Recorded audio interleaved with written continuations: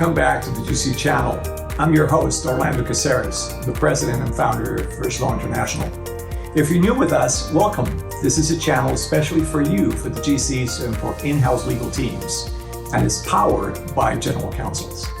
We'll be covering today some of the trendiest topics, things that keep you up at night, and we hope that you will find the next few minutes invaluable and very insightful. So follow us along. Welcome to the GC channel.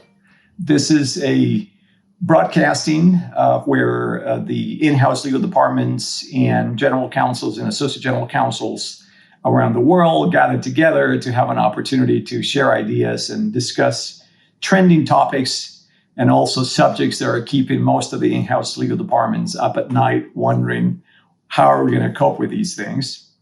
I'm Orlando Casares, the founder and president of First Law International. And my next guest is someone that needs very little introduction. I've known Todd for a very long time, and we reconnected recently as we started working together.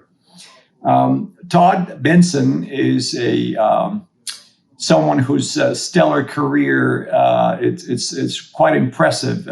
He's worked for a Magic Circle law firm, and then he was legal counsel at a very senior post for one of America's top 100 Fortune companies in the freight forwarding business. And he was at that time responsible for Europe, Middle East, and North Africa. So he's developed a very international and very savvy sort of foot on the ground of how to run a multinational business. But for the audience, Todd, I think it's very audacious, if not very brave, that you have now hang all that glorious past, institutional past, and jumped into a startup of all things that is now relocated you to Hong Kong. So before we talk a little bit about the Flexport and your new post, maybe just a couple of words about you personally. How has your journey been so far to get you to this point? Thanks, Orlando. Thanks for the kind introduction, and what a great question. I've, as you know, I've had a great interest in international things for a long time. Growing up in the U.S., I was always interested in the rest of the world, and then had an opportunity to live abroad, live outside of the U.S. for a time, and really enjoyed the perspective that provided me on the world. And so that has followed me in my career. So having worked in Hong Kong for, I guess, 15 years now, it's something I truly enjoy, and that gives me, that's a passion that I have that continues to follow me through my career.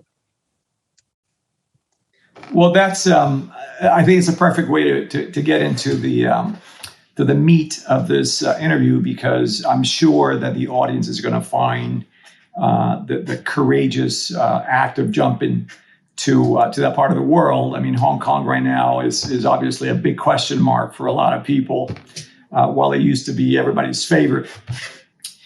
So you're now the GC for Asia and in a startup company by the name of Flexport. And most of our audience are going to look up and Google out who is Flexport, right? But it's one of those names that is going to stay with them for a while, because just in the last 3 years, Flexport has been named as one of the 50 disruptors by CNBC, which is, I think, is very impressive. It's also been ranked as one of Inc.'s best workplaces. So obviously, you guys are doing something right. But what really got to me was the way in which Flexport has caught the imagination of the investors, and how quickly you managed to raise some significant capital to pull this off. So I'd like you to tell us a little bit about that, because I had to do the math when I saw that you were being ranked as a 15,000% growth rate. That's not a very easy number to catch. So tell us a little bit about why has Flexport hit and resonate so well with the investment community for the global trade aspect of the business? Great question. I was fortunate to join a unicorn, as they call startups that have been quite successful. And there's a definition for that you can look up if you like.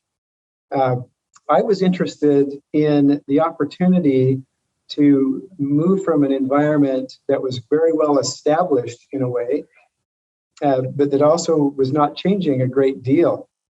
And with Flexport, I saw an opportunity it is a disruptor. Flexport is a disruptor in the industry in a positive way.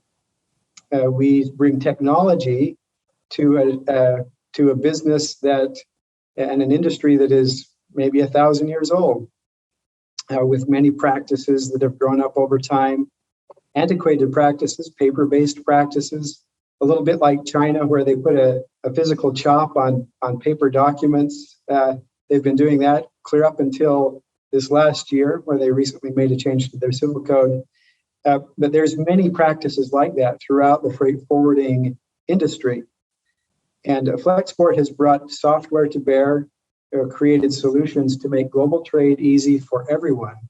It's a platform where customers large and small can find their needs met, and in a way where they have visibility to their data, to their shipments, in a way that's never been done before. And it's a privilege to be associated with that.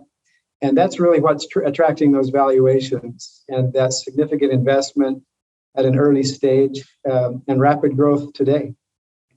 You know, when I came across all the information and preparing for this interview, which I knew that the audience was going to be very drawn in the headline that caught my eye was the one that and maybe you can update us if it's even more impressive, but it was sort of positioned as the 8th fastest growing company in the U.S.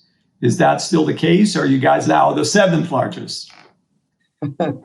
I actually do not know the answer to that.